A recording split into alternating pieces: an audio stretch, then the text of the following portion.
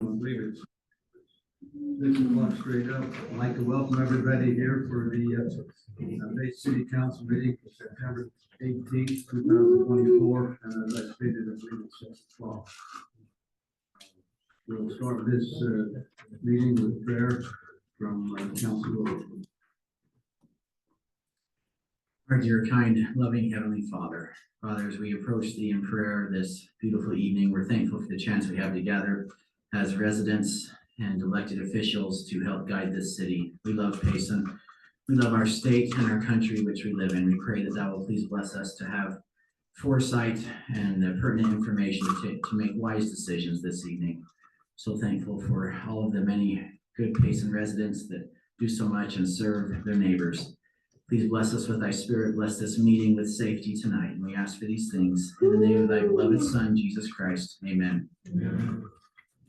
Ryan will be led to the pledge by Council Hyatt.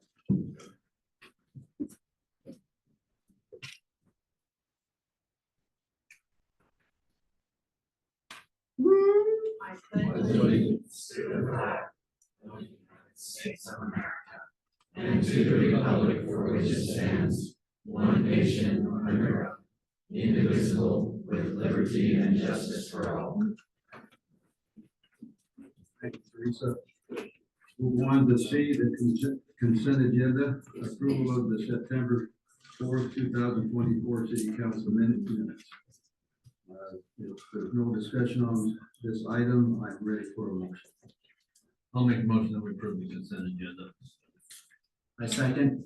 Okay, we have a motion and a second. Roll call vote starting with Council Hyatt. Yes. Council Moss. Yes. Council Rowley. Yes. Council. Really?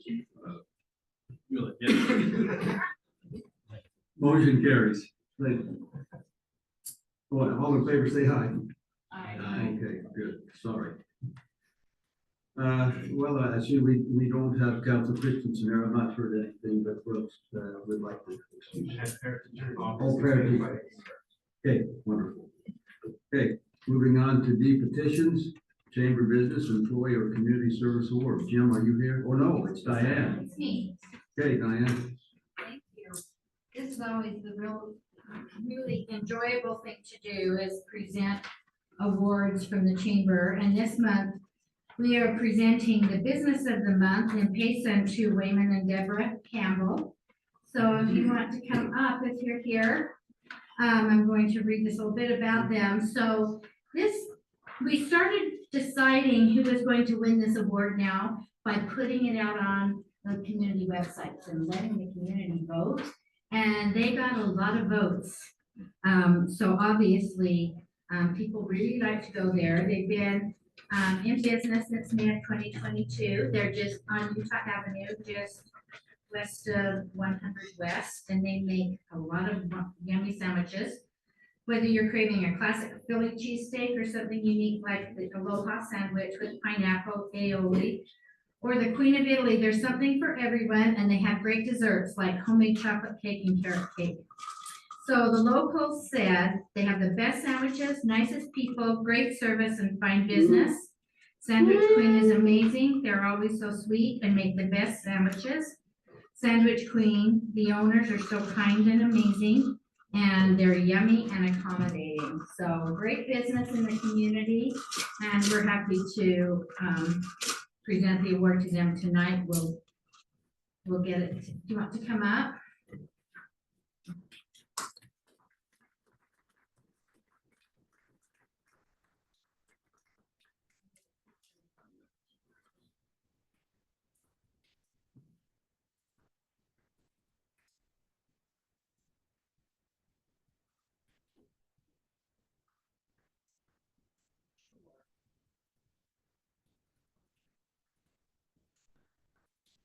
Ready?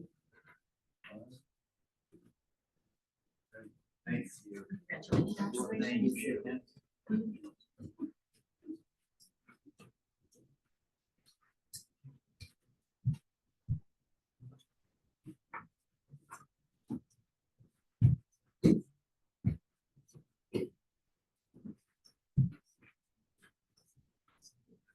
Okay.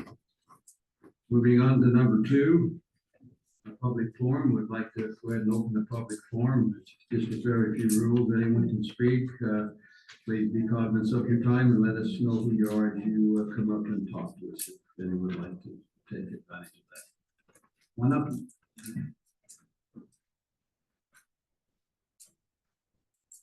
Thank you, Marilyn. You're right. Just with the microphone on, let us know who you are. Karen Spencer. I live at 49 South, 200 West. And I can write some notes because I can't remember anything. First up, I want to say Stan and I, as most of you know us, we love Payson, and we've always been very proud of our city and everything that's being done. And we've always tried to contribute in many areas, anywhere we could, always trying to help out and do things to make our city better. But today I've come with concern, and so I think this is the place I need to start. Yeah. We live at 49 South, 200 West, as I mentioned. The corner home on Utah Avenue is our rental property. And then we have a green grass lot in between us and our home at that address. All of our properties, our rental, our green lot, and now our home have become a doggy park. And we have a concern. As all of you know, dog owners have the right to go out and walk their dogs down city streets. Their city property, and they can. And through the years, we've also had dog owners walk on our sidewalks, walking their dogs. Most of the time, most of them are very conscientious. And if the dogs do stop to do their pooping or pee, they usually clean up, and they're always very nice. We've had occasion when they're not, as we all know, but most of the time, we've never had a problem. They're not home for over 50 years. But now we have a big problem on all of our properties. Since the high-rise apartment complex with 8 rentals was completed, we now have become the official doggy park of the block. If you've been around the complex, you know that there's a shortage of parking for rentals and businesses, and there's absolutely no grass or walkways for animals. My question, I guess, to start with is, were these rentals approved with animal rights, which they all have? Some of them have 2 and 3 dogs that they bring around. Was this approved by the city that these rentals could have animals? And where did the city think these animals were going to go with nothing there for them to come out to do their duties on? And they relieve themselves more than once a day, as you know, if you've had animals. I don't have animals, so I can't tell you how many times, but I know they need to come out more than once a day. When I first noticed an increase in the animals walking around our block using the sidewalks and all of our lawns, I finally asked someone, thinking they were new in the neighborhood, because we'd had several different people coming around walking dogs. And they said, I asked where they lived, and they told me they lived in these apartments. But the last month or so, it's become a real bad problem. They're not only using our sidewalks, which we know are public, but also all of our grassy areas. They come up by our porch, out under our trees, up on it by our deck, and now in our grassy lot that's in between us that has a lot of grass and it's open. A few days ago, I opened my bedroom window, or the curtains in the window, about 7 a.m.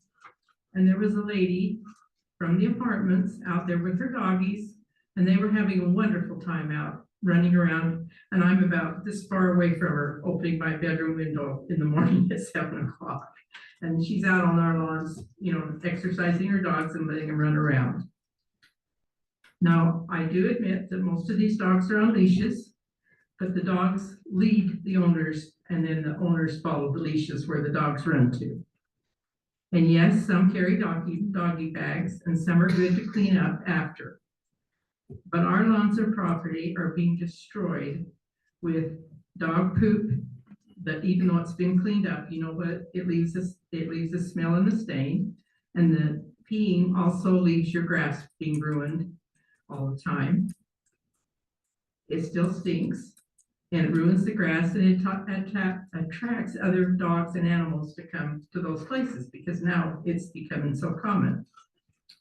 I asked one of the tenants the other day where the landlord told them to take their animals.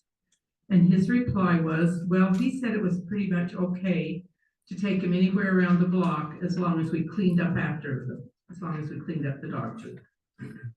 So I'm trying to understand this. I was very apologetic when I talked to him and explained to him how we felt about having all the dogs on all of our property all the time. It's the neighborhood. And he felt bad, and he was very understanding when I tried to talk to him. He wasn't rude or anything. But I just don't think this is acceptable for us as homeowners. So I guess my concern today is, what do I do to get this resolved? I think you've taken the first step, and we can get with staff and take a look and see what we can do. Okay. I mean, I think if the owner of the apartments is going to lease them out and say you can have animals, don't they have some responsibility in where those animals should be? Well, that's a conversation we need to have. Okay. I don't think there's any restriction as far as the city's concerned. Just from me talking, just like people can have their dogs at their places. as Right. well. But I don't think there's any restriction that the city would have, other than if the owner didn't have, they could restrict it in their apartments. Right. Hotels do it. Well, and I don't want to make enemies with No. our neighbors. I'm trying to get along with everybody, and it's very hard for me to come and do this. They But I shouldn't- thought it was better than me than Stan. No, they shouldn't be Because he going out, talks too much. they shouldn't be going out on private property, No. that's for sure. So Yeah. that's trespassing. Yeah. That's what they're doing. And I know that they're just letting them go, because they're on, like I said, most of them are on leashes, and they just let them go, but then they go further and further, and pretty soon they're up behind the house and they're around here. And then we've got the mess after they leave. Even if they clean up, as you know, there's always a mess. We'll get back to you. Okay, thank you, I appreciate it. Valid concerns, thank you. Thanks, Brian. Come on up.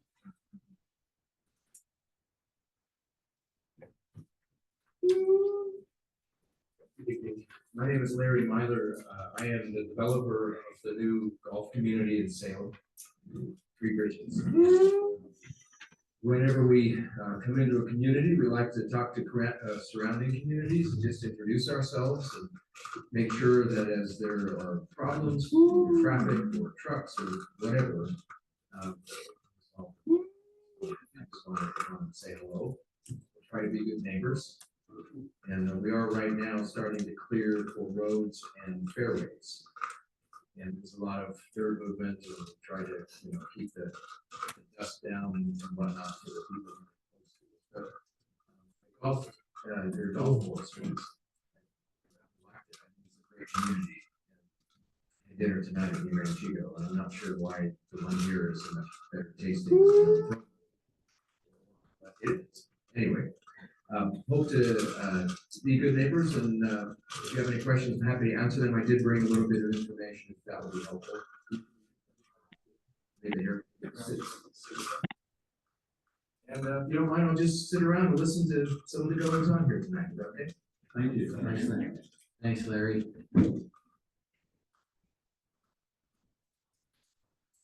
Anyone else like to take advantage of this public forum? I did neglect, and it's been fine, but I did neglect to say that it's kind of the public forum. Anybody online? Yeah. Okay, based on what I'm seeing, we'll go ahead and close the forum, and then we'll move to staff reports. Any staff would like to come and address.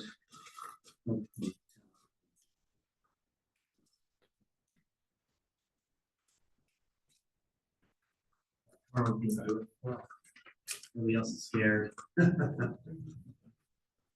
a reminder about the Latin Festival this weekend, 5 to 9 at the TE, to come and see different cultures and dances from Latin America.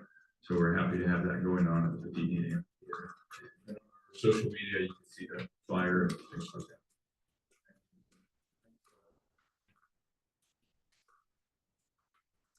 The other staff.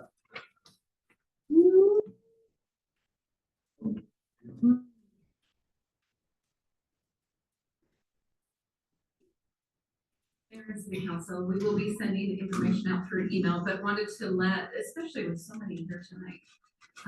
We are in the final stages of the Payson Downtown Gateway Plan. So it's for a North Main Street corridor.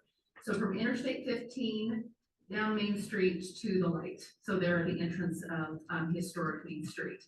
So for the past year, we've been working on a planning effort to look or to identify how that area could transform in the future. We understand with an expanded interchange, with a new transit-oriented development, a UVU campus, and a lot of things that are happening on the north end of our community, that we see North Main, the possibility of North Main changing.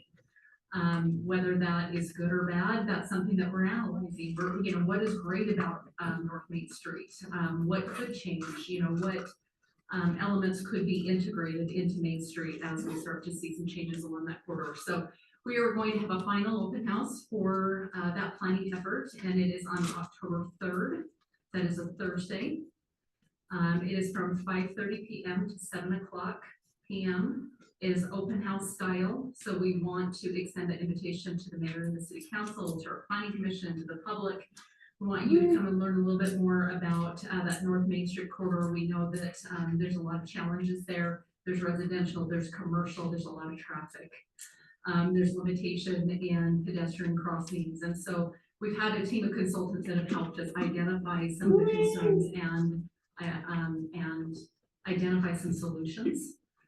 What can be done working with partners along that corridor. So anyway, we invite everyone to be there once the flyer is, the open house flyer is finalized, which will probably be tomorrow. We will send that out through email. We'll share it on social media, share it far and wide. We had a great turnout when we kicked off this effort about a year ago, and then we had an open house in February, and it was very well attended.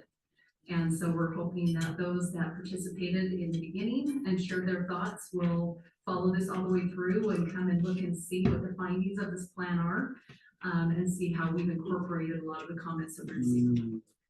Just to make sure that we're not looking at widening that, just maybe reconfiguring it a little bit, right? Thank you, Mayor. Yes, and that was, we did hear that from several people when they came to the open house earlier this year. Because that has been discussed in the past with UDOT, with actually widening that road to a 5-lane road. That is not part of this plan. And we wanted to show how we can still accommodate the traffic and how we can still see growth along that corridor and the surrounding neighborhoods that filter into that area, how we can accommodate that without the need of expanding that to a wider road. Because that is definitely, it would be very impactful to those properties. And as staff, we recognize that, and as elected officials, you recognize that and have reiterated that in the past. So yes, Mayor, thank you for bringing that up, because that has been a concern of the community. One last thing, what's the latest on the Main Street interchange? What's the timeline? What are you working on now there? Sorry to And put if you on the anybody spot. wants to chime in and help with that, anyway, they have, or they are working through a contract with a consultant team to help them with the design of the interchange. So that. So we're has still in the been- design phase then? Yeah, so Okay. we're getting ready to actually start the design phase, which will then lead to construction. I really appreciate that Robert is coming up to provide some more detail with that. But yes, we have moved another step in the right direction, and we actually have a consultant team that will be kicking off that project shortly. Thank you, Jill. I know that was on the spot. Great. We actually met with them quarterly, do we not? Right? Yes, so we had our quarterly meeting with UDOT yesterday. Good discussion, and really appreciate them coming down and that relationship that we have there. I knew you guys just wanted me to come up here. So regarding the interchange, just like Jill said, a contractor has been, a consultant has been selected to begin the design phase. What we know is that design is probably going to take roughly until the end of 2026, and then construction beginning 2027.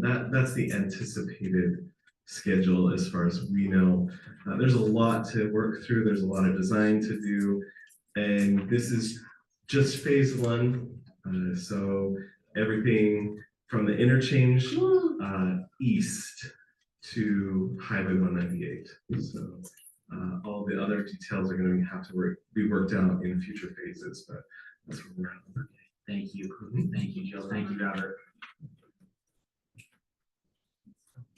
At least it's moving forward.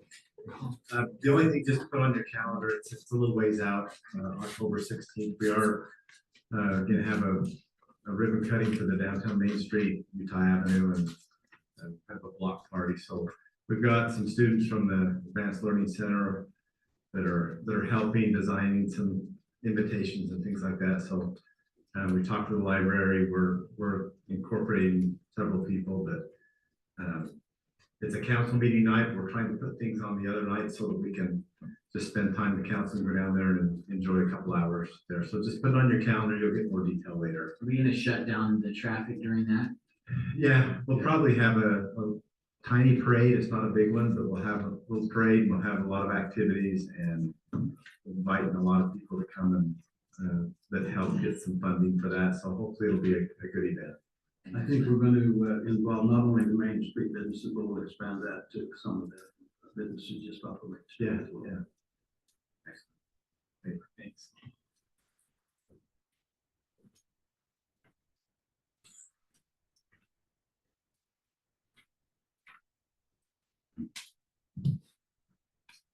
Mayor and Council, just to let you know, we had our emergency preparedness fair last Saturday. It was a pretty good turnout. We had a steady group of people coming through. We started having people come at 9 o'clock till about 1:30. So it was fairly well attended. We had a lot more turnout than we did the previous year, so it was good to see a lot of people turn out for classes and for vendors and things like that. We've been trying to work with us and San Quinn to host one. Our thought was we'll do one in Payson one year, and then next year we'll do it in San Quinn. It's ended up we're doing one in each city each year. So the next one will be in March in San Quinn. So it'll be a good thing. Also, we're doing our coloring contest with the students, all the elementary schools. So we send out papers to the schools. We let the children color those papers, and then we select one from every grade of every elementary school. And then we pick them up in ambulances and fire trucks and provide a little program and lunch for them. So October 8th, if you're around, you're more than welcome to come and you can have some food as well and see the kids. And it's a pretty cool time. The kids are excited to be able to get out of school and go have fun and have hot dogs and chips and interact with the firefighters. So thank you. Thanks, Chief. My daughter was the recipient of that a few years ago, and yeah, she still talks about it. So that's a good program. It is. They really like it. So other than 1 year we had COVID, we couldn't do it. So we had to take bags to schools. There wasn't as much fun. So they like riding on ambulances and fire trucks. It's a lot of fun. So. Yeah. Thanks, Chief.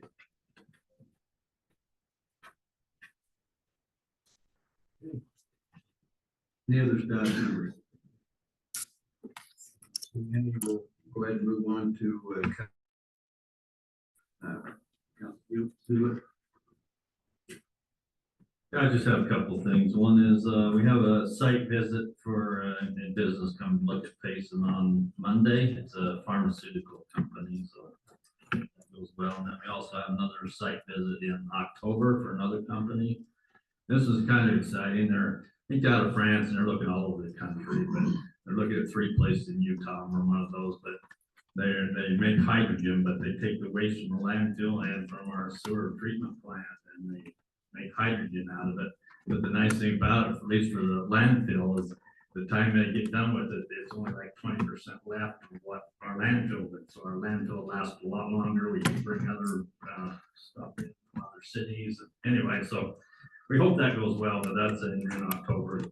And then our economic development golf event is this coming Wednesday, a week from today. So if any of you on the council and mayor or any of the staff, I've got some invitations here, but if you know somebody that we want to recruit to Payson, either a retail business, a restaurant, or somebody that's gonna bring jobs, invite them to our golf event. We still have some room for that, so I'll pass some of these down. You can do that. So anyway, that's all I have. Thank you.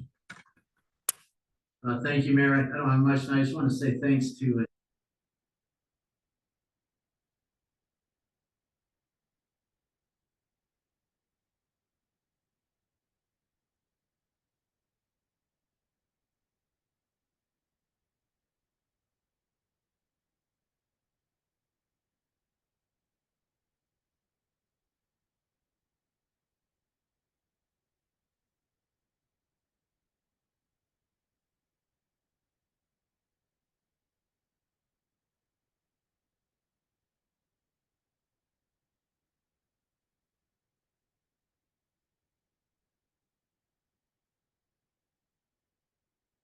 and it was very informative. They had a speaker talking about how to use social media for your business, and my sister's into that too, and it's fascinating. So I can learn stuff even though I don't even have a business. And then I was able to go to the library board meeting last week, and they have some amazing ideas and amazing events coming up. I highly encourage everyone to patronize the library. They have so many things, even if you just look at a little book, doesn't have to be a thick book, but go support our library. They do an amazing job. And as usual, just thanks to all of our staff. We couldn't do any of this without you guys. Your last, so are you upset? No. I really like what the Main Street looks like too. I have a lot of confidence. I was there the day watching the it I was think of what that was coming, they came down here and they couldn't believe the change from what it was to now. They were just amazed, but now I'm glad it's about done, and thank you all for your help with that. I know that was a long project. I might as well add real quickly, I went to a meeting today over at MAG, Online Association of Governments, and there was people there from all over the county, and they were very, very complimentary as well. So. Can I add one more thing there? Yeah, please. So, we're having it for the Main Street, the historic downtown, they're having an upper division class at UVU, help do some like a local ordinance and design guidelines and things like that for downtown. But the professor was here last week and he said, look at the downtown and everything, and he said, if I had stock, or if you had stock in Payson, I'd be buying, so I thought that was pretty cool. Okay. Moving on, we'll go to E, action items, resolution, amended consulting agreement with Executive Consulting LLC, okay? Mayor, Council, in your packets, an amended consulting agreement we have with Legislative Executive Counseling LLC. We've used that the last few years. The two lobbyists and consultants that we have, they've been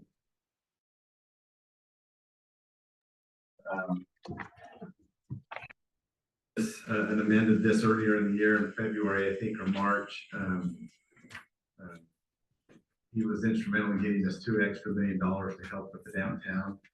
And I think he's got another $1 million coming. So he's asked that we consider amending the agreement and adding an additional amount. So, and we'll get another $1 million to help with our downtown. Close to getting all of that project done. So if you have any questions, we forward to you and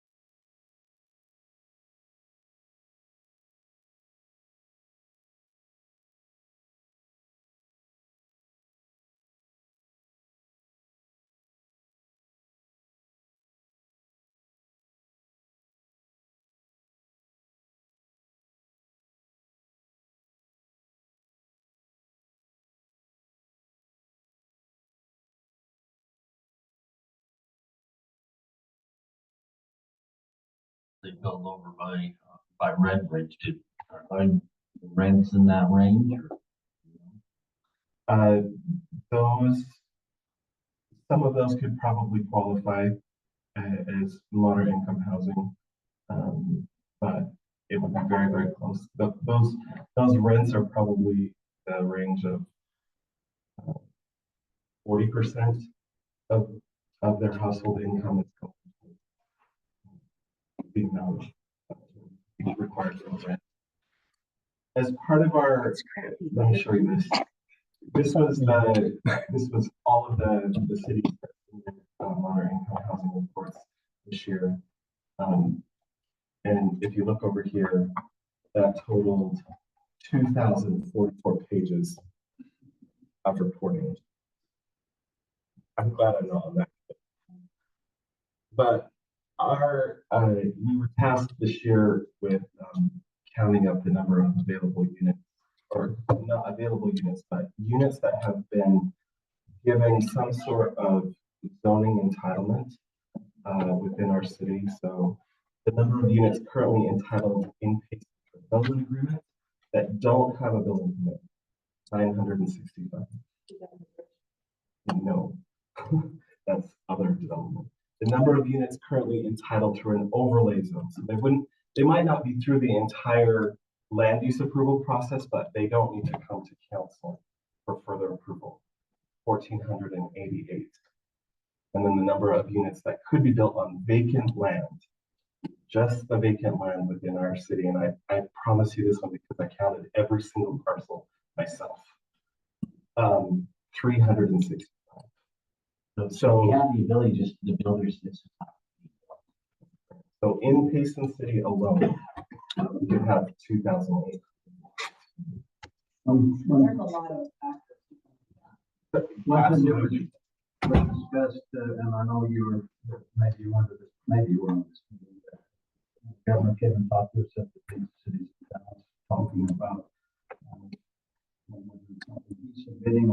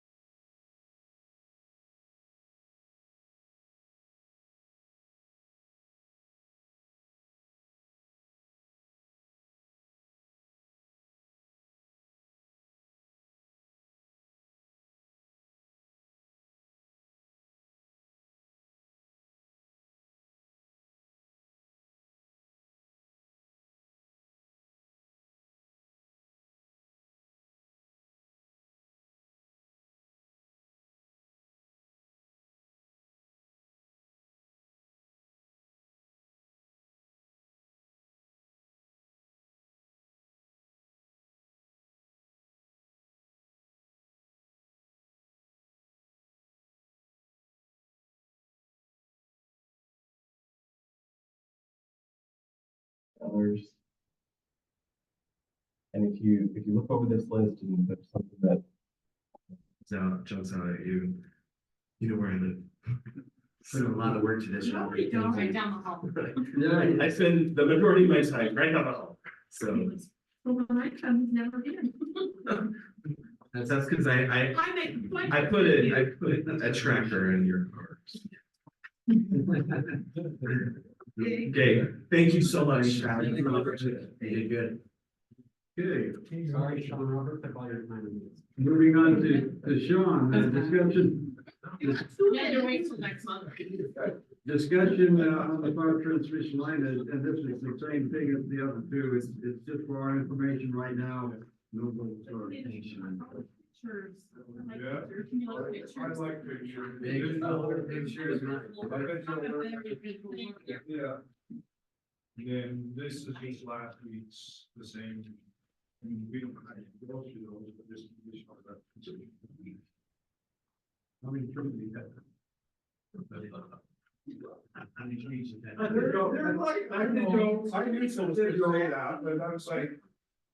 You know, We replant other. well, what we're gonna do, Joe's gonna, have the map up, so you guys can ask questions and look around here if you want. So I didn't want a PowerPoint so that it got away like last time. And I wanna thank Joe for helping us so much with these maps and stuff. He's been awesome helping us, and Brad and Joe are gonna help if there's anything I miss or don't say that I should. So on that first, page, we show our existing 46 line and the substations attached. So that's like right after the cover page here on this handout. And that one that says Cedar substation, that's not actually our substation, that's SCSD's, but it says switch, that's where we derive power for the city. We are planning on putting a substation over there sometime. You guys actually approved for the land over by it like 5 months ago, 6 months ago.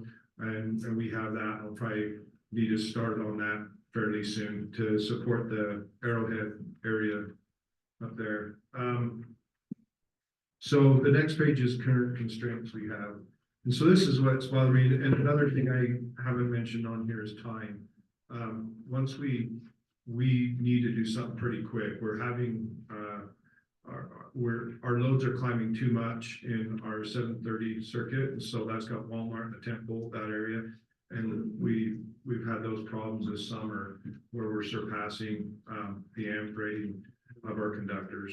And so we need to support that area. We're waiting on we need to do a substation in the south part of town in order to do that. So just keep that in mind. And there's usually, it take about 2 years, even if we do a power line and a substation, to get those done. And so there's a stop gap that we have down the bottom of these bullet points. So I want to point out that we have about 2.2 million currently in our impact reserve fund, and then 2.9 million in reserve. So about 5.1 million altogether. On that impact fees that we have, as part of that, is our new generators. No, that's just what we're gonna loan for the new generators and put it inside the power cost. But we can use impact fees to pay back debt on that. It's close to 50%. But then impact fees have to come in order to get that revenue. And so, and you guys approved new impact fee like a couple months ago. So that will be hopefully growing as we get more people, but that is currently our position. We don't want to use that, we want to keep some in reserve, right? Oh, yeah, we do, but we're gonna have a hard time, because if you look at these bullet points below, we need the power line, and the cheapest ones, the suggestion, that's the number one suggestion that we made last, couple weeks ago, is 3.4 million.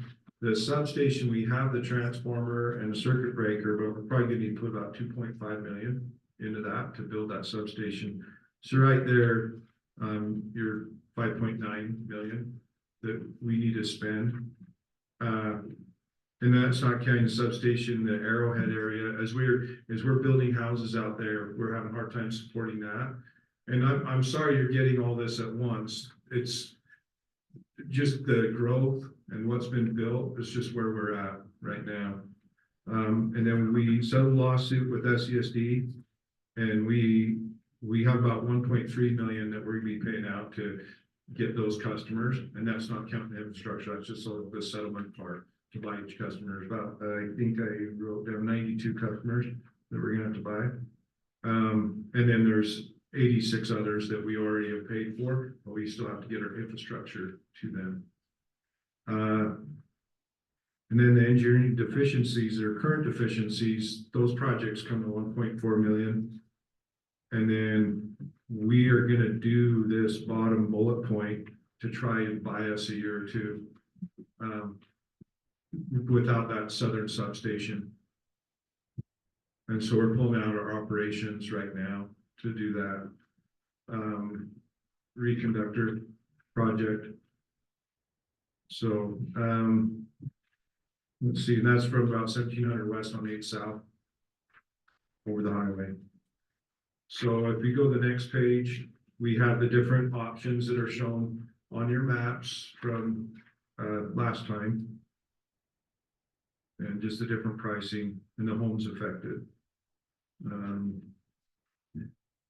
And then we were asked about underground, and so I talked with a couple engineers as well as Heber Light and Power. Just had a project where a lot of citizens wanted them to go underground from Jordan Mill to the north part of Heber, and it was through farm fields mostly. And so his prices, he feels like, might be low. So it's about 6.1 times as much as overhead for the same distance. And then I have pictures of some stuff that goes on with them, but just want to point out that the maintenance is really expensive. We'd have to do road restoration if we do dig in the road if we do Route 1, and then personnel might need training, specialized training. So if you go to the next one, there's a picture. This is at Teton Village. So Lower Valley Power was required to do that, a part of the UX group, and they had to encase that conduit in cement. And then the next picture shows some of the towers, and they're pretty massive. If you look at that truck, if you look at the girth of those towers, it just takes really big towers for the in and out from the underground. So you go, you put conduits and everything down, get the conductor down into vaults, and then the next picture's got a picture of a vault, and what it looks like is the conduits come into it. So we need a few vaults.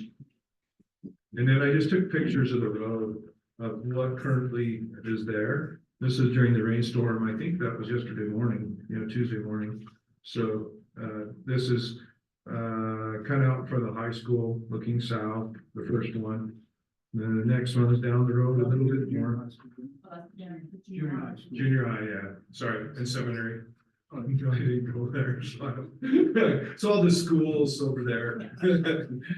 And then I just keep going down the road, and you guys see the church that's down there. In one of the pictures, there's an illegally parked Mercedes. That's, I don't know whose that is. That's my son's. I took over his car for him. And so then you go to the next one. This one's kind of down by the Bible church down there, and it's looking north. Yeah, you see the Bible church sign on the left. And there's wires and poles all over the place, and part of them's SCSDs, parts are, but yeah, quite a lot of stuff going on there. So it was kind of like the section, there is a section there that has nothing, and it's right, there's like 3 blocks there, 2.5 blocks that are really clean. There's only a couple poles in the whole thing. And so that's a true thing. And I was just taking pictures of everything, looking at it. Yeah, this is 5th East and 8th South. Picture, would these be the poles that would? Yeah, something like that. That's a 46 line right there. This is my neighborhood. I had the privilege of having one of those. Would you want rust or galvanized or wood? We have some wood poles, Mine's but wood, it's all rotten. it is? So, yeah. Oh, we better look at that. I don't know where you look. Yeah, we don't want nothing bad to happen on that. We'll look at that. So the next page, this is we just put poles. It's about 300 to around 300 feet on average distances. So that's all these orange ones right here. And they can go from, they can go below 300. That's kind of the average. You can go up to 400 actually. If you start going over that, they gotta get bigger towers and stuff like that to support them. And so we could try to space them if we do choose to go this way, to make it work, you know, around people's yards or whatever. So Things like that. how many feet is it? That's 400 feet, Yeah, but, you know, between poles. yes, How many poles? average, I think it's 50 poles, yeah. And it varies from 200. Yeah, you can see in the little box here, it's got all the information. So it's got Oh, yeah. like how many angle poles, how many homes affected and all that. And your big ones do that we showed you yesterday. If you go to the next one, it shows what poles are currently there. Joe went out and mapped them. We don't have the ones on 8 South, the current ones, but we have the other ones. Yeah, you see that whole south end is really, you know, it's pretty congested with poles. And if we were to go that way, we could clean that up a lot. It also, on the west or the east side of 198 towards the south part, around the Oasis Church in that area there, a lot of those are customers that we need to get that are SESD they are SESD customers. We get them because they're in our city limits, and we're gonna have to pay for them. Actually, we've already paid for them, but we need to hook up to them. But we have 5 years, and then after that, there's fines that start on us, so we do have to get them. So this line, would it start on the east side and then jump to the west side? at some point? Yes, it started on the west side and jumped to the east side, Oh, yes. So you're saying that you could take down some of the poles that are already there and Yes. multi-use them, so. Yeah. So a Or lot, clean them up and maybe get some of those wires going across the road and stuff cleaned up to make it look better. So it'd make the jump. It'd be more churches, engineered. double churches. Yeah, that church, we were thinking on the corner of the church property. I don't know if you can, you're Yeah, right yeah, there, yeah. Joe. Yeah, he's right there. Yeah. So you can see that. Yeah. Yeah. And we have to stay away the intersection close to those corners. That's a ton of stuff underground and all that. And so we'd have to miss that and span that somehow. Well, they just ripped up all the 198 for water. What's that? They ripped up 198. Yeah, the Central Utah Water Project, huh? By this. And they're planning on coming through again. They're planning on closing off the canal too. I was talking to them last week and covering it up. And then it would become a BOR, Bureau of Reclamation. We'd have to do anything we do with them. And so our regulatory regime would go up a lot if on that route. Yeah, they're actually planning on, I think on that pipe, some more to Santa Clara or something like that. They were telling me, if I'm not mistaken. So, yeah, they have a bunch of projects along there. Yeah, they're doing that in front of my son's house over in San. But that's what I have for you. We have all these constraints, we have this problem, and I need direction. I feel like this is probably the best way to go for the lowest cost. But I don't know what you all want me to do, because we gotta spend money for engineering and stuff, and we haven't, we don't know. It may be a problem, even if we go in and look for the right of ways and easements, we may have a problem getting them. You know, and I don't think so, because I've called, UDOT and that, and then, they've kind of taken a pre-glance at it, but, I just need your direction on what to do. So go all the way down so I can see where it stops. stops at the. Great Springside Meadows. Yeah, Right 12,000 there, yeah. south. That'd be where the. The new New fire development, station. they're across from, the big So is it house. go to the front? It's back in there, it's on this, south end. So the new fire station's gonna be on the 198 side of that lot, right? That line would probably run Yeah, down south further and not go in the backyard like that, yeah, not stick along like that. Okay. It'd stay on the highway from that section. and then go But down where's to the the fire south station? corner. Right on the corner. Right on the corner, Right on. their plan. And then Brian, your comment was good, last time you talked about county and maybe doing county stuff, and I started thinking, what if we try to buy easements going a little bit more towards Spring Lake and then cut across instead of going across 12,000 south. I'm not sure, but we do need to get more because SUVPS is doing some big projects right now and they've bought the easements. And so, they've gone there, having negotiated for them, bought them all, and it's taken about a year and a half, but they know where they can go and it works. And that'd be pretty cool to have that kind of certainty, to be able to get around that south end of Payson over the other side of the highway where we need to get. So Sean, for me, Route 1 makes above and beyond the most amount of sense. It's not a main corridor where I think most of us expect utilities to be ran. It affects the least amount of residents and it costs the less by far and accomplishes the same thing as all the rest of the routes, correct? Yes. And so for me personally, I think Route 1 above and beyond makes the most amount of sense in this particular case. No, I'm on the same as Route 1 because of you're spending another $1 million, $1.5 million, affecting more residents. It doesn't make sense to do that. And it's taxpayers' money and impact fees are gonna be paid for this, so why spend another $1 million to accomplish the same thing? And the one where you don't go past any residents, well, I guess it's the canal you still do, but that's almost impossible. But the islands in Main Street, I think that might look a little. I kind of like that one. I just like, that'd be kind of cool. I don't know. I think it might. You guys probably don't like that one. You're trying to Yeah, do Main Street. I don't think I like that one. And then the other two, the last two are really, really expensive, so, and the canal is not gonna work really, so you got routes 1 and 3 and 3 costs a lot more and affects twice as many houses, so I'm Route 1. I am very anti-Route 1, and I'm gonna keep saying it too. We expect you to. Good, because we've already fought this night.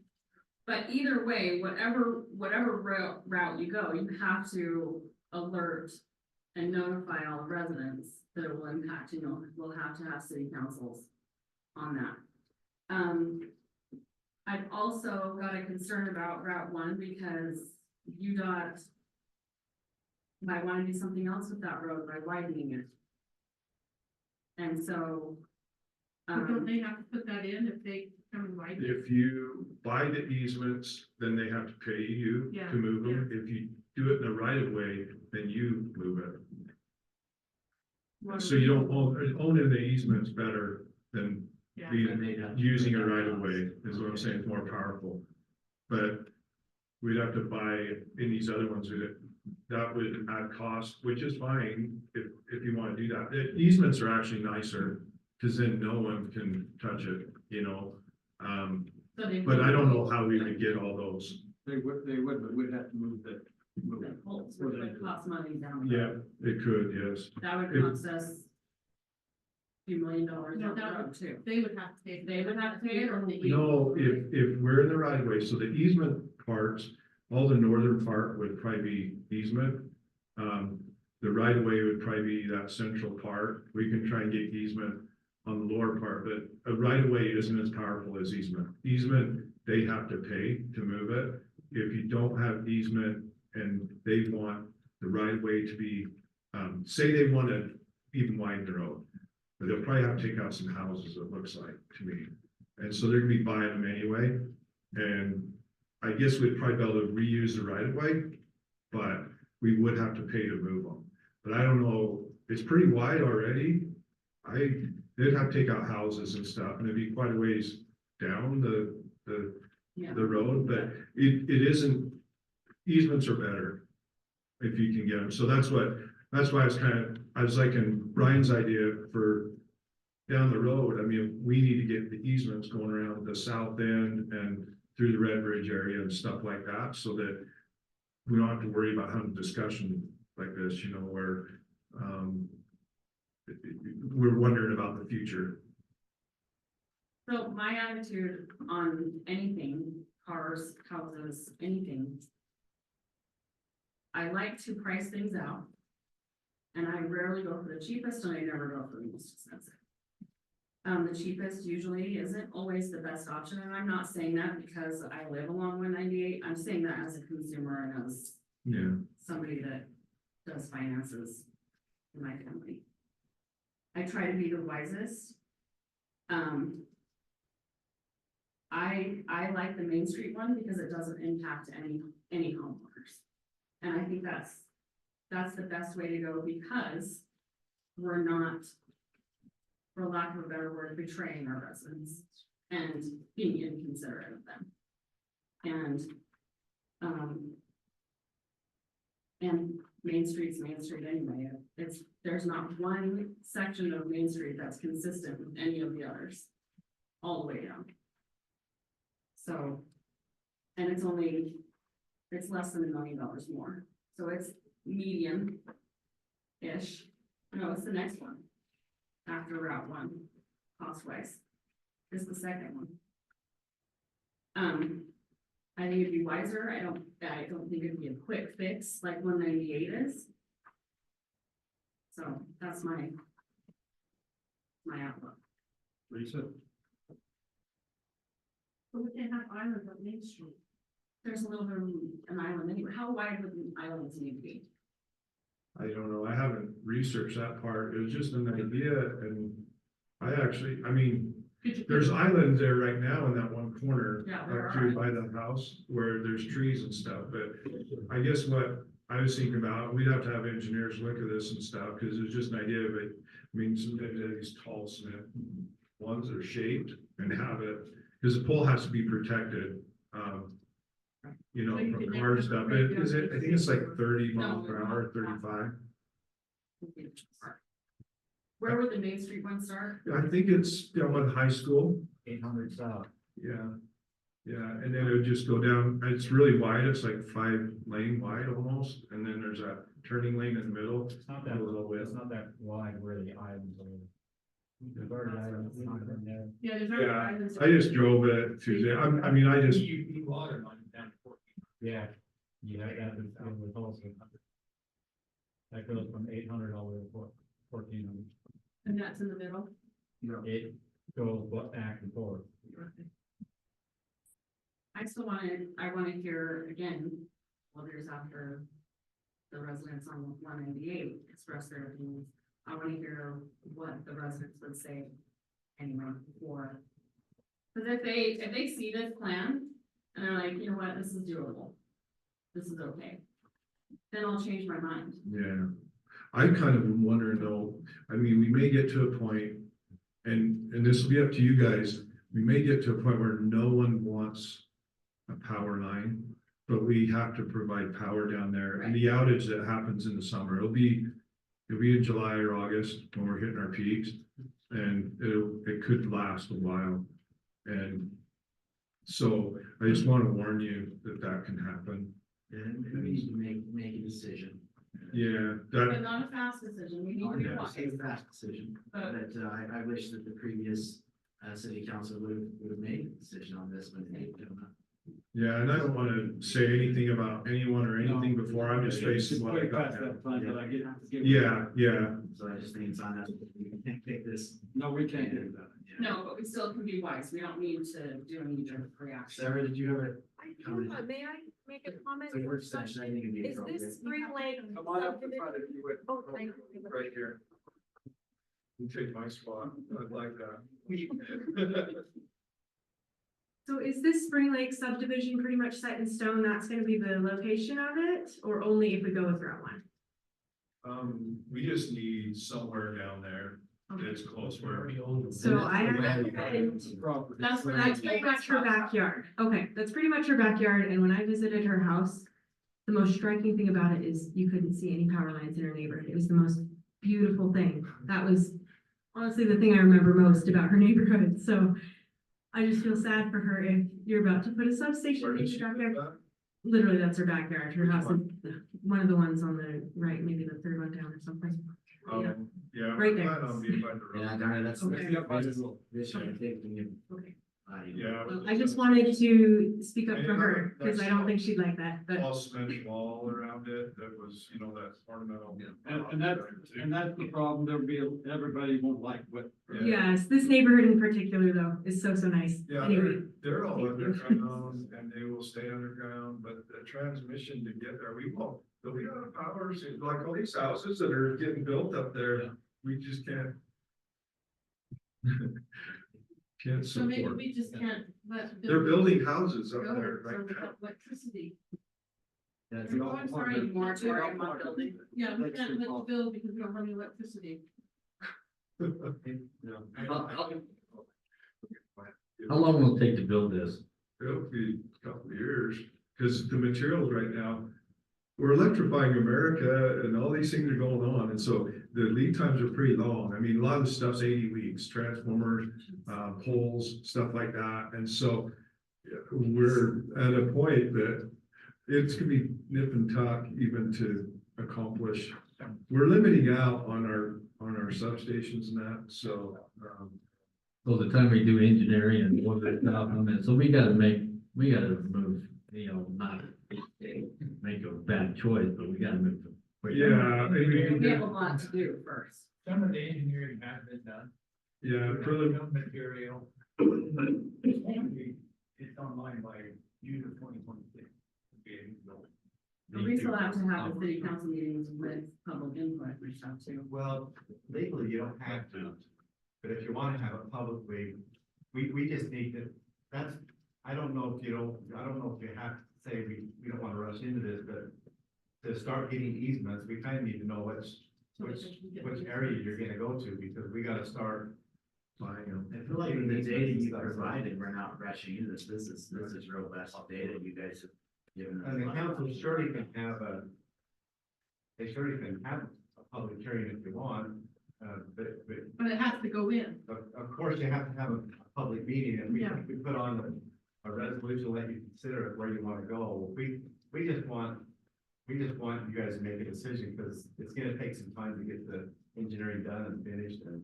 yeah, and get easements easements. secured. Yeah, I mean, I don't feel right about impacting people's land and their property and not telling them. And not asking Underground them. on some and not poles on others. Even more sensitive. you could go We know through, that Those big poles you have to put up, those- get out of the those ground. People that don't want it there, what is that, a couple blocks? If you went, yeah, where there isn't poles currently, it'd be about 1.7 million more to go underground. That's the estimate, but that's not with road replacement or anything. get an oil rig somewhere, you know, or Dave, but technically, this doesn't have to be approved by city council, is that correct? Technically, this doesn't have to be approved by city council, this is just you're just, for our information, and staff and city makes. really Yes, but we want your direction. Yeah, You guys control the purse strings, and if we're going down trying to secure easements, and you say, we don't wanna go down that direction, that's why we really want the council to weigh in on it. Where? And we can have, it's up to the council whether you wanna hold a public hearing, if you wanna have a public meeting, if you wanna have an open house. I mean, there's things that you can require to do, but, you know, if the council says that's this location or the Main Street was the best location, and you vote on it, then we gotta get the engineering going and getting easements. That takes some time. You usually have to hire a company that goes out and negotiates those easements with. But we don't wanna get easements on this SR 198. That's not what we're doing. I'm not okay just doing this without talking to any residents that would be impacted. I think that's shady. Not that we're trying to be shady, but I think our residents would be furious. yeah. And just to have integrity. If we're gonna impact somebody's property, we need to ask them, we need to hear what they want to say. In a public hearing, in an open house, I think it's different for a bigger situation.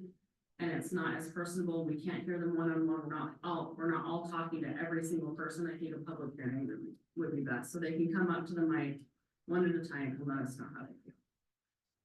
I agree, you know, it'd be good to involve the public, but sometimes we have to make a decision and something we want to.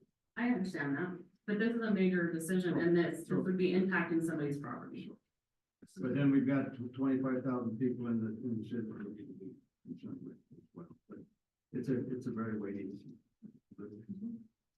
issue. That kind of interests me, I mean, because I can understand what would happen, like, how do you, it's hard, right? Because you're looking out for everyone, but how do you decide, like, I guess what I'm saying is if you, have some people that don't want it, but it has to happen somewhere there in some way. I'm not sure how else to. I would say at a public hearing, you would present it the way you've presented it to us with all the information and all the maps and all that stuff, so they can see it and they know too. So it's not just like, oh, we're just going 198 because it's. Yeah, it's convenient. And we still may need to make the decision we got. Yeah, Right. okay, that's what But to let them know, instead of just going, oh, here we come. yeah, But I don't think Route 4 really is even available if there's all that stuff already under it yeah. from 8 to 14. And I'm not sure, like, I was kind of wondering about the easement idea, you know, if you're going out and buying the easements and stuff, if you, I don't know, if you had the hearing first and stuff, or if you start buying the easements, you see what I'm saying? Because I don't know if it changes the price a lot or not. And I guess that's negotiated with another company, but I'm But just either wondering. way, like, how would any of you guys like to just have somebody come and just Yeah, take over your property? Oh, yeah. Property is serious, oh, yeah. and even though it may be, what, I know. Yeah, I had this same, Taking people's property, if we want you to. No. I understand that, but if you not tomorrow said, we're gonna widen this out, or we're gonna go to the very extent of our, they make that decision, they're not saying, hey, we're gonna have a public hearing. And I'm just saying, just because something is legal doesn't mean we should do it. I And so that's understand. why we need to talk to these residents who I hope, and most often than not, they don't have confidence in our decisions. yeah, I'm happy to do it. I mean, if you want to show everyone all these maps, I think that's great. I'm just wondering. There would be a At what point? decision whether we have a public hearing. Because it can't, and now, don't misunderstand, you can't get one council person that makes the decision. Yeah, But I think it's the right thing to do. And just keep in mind that even if it's just a regular public meeting, the mayor can authorize people to talk on a subject if he so chooses, or if the council really wants that. Which would not be one. So it doesn't necessarily have to be a public hearing. Public hearings are generally going to be reserved for land use issues. This is not technically one of those. This is something that is dealing with a budgetary issue that's already been budgeted for the most part. So it would be up to the mayor, or if several of you decide that that's what you want as a public hearing, that's fine. We're just kind of. I'm just saying, either way, we need to hear from the residents. They need Well, I to know have no that problem regardless. if we put it on the agenda to open that up. And yeah, if you wanna, But if they you wanna need to just know go to a about public meeting like we normally do, and then just open it up to people so they can talk and give their input, that's fine. And I would say this at any route, on any route that impacted whatever number of people. But I would take Route 4 off.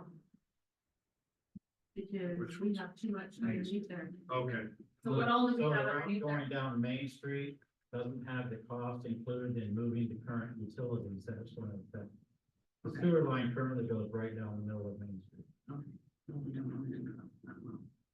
So that fee is gonna go up. So pretty much it just needs to be taken off because Okay. okay. that would I'll be take way it off. too much. I mean, by the time you put that. in- Yeah, I'm just trying to think of different things I mean, to it's look a around. great idea. Do we have another road that we could put it? Yeah, I just driving around, so I'm trying to figure out. So, and of course, Brett's not here, and tell me if I'm wrong, it sounds like three, prefer, one, and we prefer, which number is it? Main Street, or, The one that impacts no. well, that's Main Street, so the cost of quite a bill. So, you know, I think that gives you a little bit of guidance, and of course, if Brett's not here, we'd have to hear from him as well. If cost wasn't an issue, then I would like 5, but. That's a lot.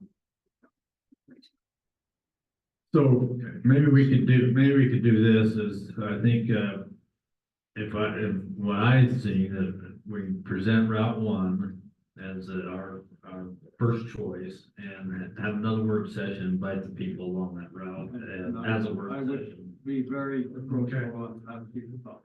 And what kind of, do you think showing them what our current, transmission system is and what we're trying to do in the future and all that? And why it has to be done right away and. Yeah. But we're all buying. So a lot of these things that are in this, Yes, but, all the Cost and the impact, how many houses. And make sure that we, all right, So nobody feels like any information. was like hidden. it's shade here, yeah. And explain to them. They will have some ideas, Right. you know, Yeah. so I think that's the way that it sounds like we can go ahead and put it on the agenda. Okay. And then have this presentation on that agenda, and then I would open up. Okay. Dave, I just want clarification, you're saying have another work session, which we don't approve something at a work session. Or do you put, so you wanna have another work session? I would say work session. I don't think we need a work just need to have it. On the regular. More of a regular Just council. on a regular agenda item. And then I'll open it up to But public. have the people come and be able to speak. And then we would And make then a we So you can decision. make a decision. And that's when we. Yeah, whatever, either way, I just wanted to clarify on the work session. We usually don't approve something on the work session. And I understand power is such a vital utility that we all rely on, and we all have to contribute to make sure we have viable power in our city. And I guess the reason I'm looking at work session is because what is said is hard, sometimes it's hard to make a decision as things come in. It gives us another like 2 weeks, and we put on the agenda in 2 weeks. And so we have more time to think about what To digest what has been said. And that's the reason. I'm We can looking do at that. A month isn't gonna make a difference. If you You want it on, and so I'll do whatever. Yeah, we you can guys do a want. work session next council meeting, and then we don't have, we're trying not to have a meeting on the 16th for that ribbon cutting. You know, we could have a work session next meeting, October 2nd, and then do the action item November, whatever that first meeting is. Where we vote on it, okay? Does that work for everybody? Sounds okay I to think me. that'd be fine. Okay, thank you. Appreciate Thank you, it. Sean. Yeah, And everyone else that was involved. yeah, these guys, So think about just the thing We're to, even now. Thank you. just the thing is, you guys probably need to spread the word, because we're not gonna send notice out to each home on there, but we will notice it as a work session. We need to put it on the Facebook page, we need to put it on the website. We can do that. We could even do a reverse 911 and just let them know. I don't know how that works, but, We or an can, email or something. we can get Katie to put it on Facebook. We post it on our website, and we have to do the posting, under the state law and put it on our agenda. And one thing that I really want to stress, this isn't a motion issue. And I certainly don't want any one of the city council to feel like they're pushed. And I don't want, I value the cooperation that we have on the council. No, I just want to make sure, that no feelings get hurt. We'll do what we can do and then we'll go on. Well, and I want to stress that when I was running for this, I did mention this, We talked about it. but also, if there's no other way, but this helps to get all the information. And that's why I think it would help to get all the information to the people that it will directly impact. And we'll do that. Right. Wonderful. You bet. Go ahead. Come on up. We were almost done. I'm on board. Anyway, so city council has got a bad reputation right now for just doing whatever. Thank you. Okay, and I agree with council. If you get the information out to the public, to let the public at least have a little bit of say in it, I think they're gonna have a little bit more trust in council. You know what I mean? It's just like Main Street. I know you guys got a black eye for what went on down there, and I don't think you guys need any more black eyes. Well, and let me stop you right there. We did as much as we possibly could. We talked about this. I know, but And I understand that there are those that mistrust, but that's because they're not informed, and they don't take any Hey, opportunity to inform themselves. Exactly, and I mean, I'm with council, if they got the information out there, and if they don't show up, that's their problem. And that's what we've done time and time again. Right. So I do take exception, with saying we got a bad reputation, we do with some. With But some, with the majority, we don't, because I go out an awful lot to. and you do, you put yourself out on it, and I really appreciate it, Mayor. But I just think a little bit more information would help. Never does hurt to have more information. Thank you. Appreciate it. Thanks.